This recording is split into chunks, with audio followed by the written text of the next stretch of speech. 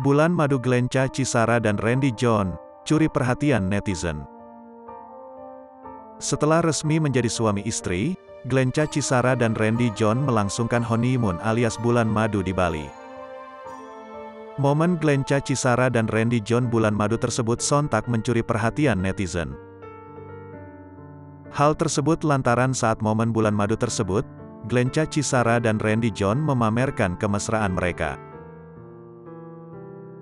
Bahkan, video bulan madu Glenca Cisara dan Randy John viral dan sudah ditonton 1 juta kali di Instagram.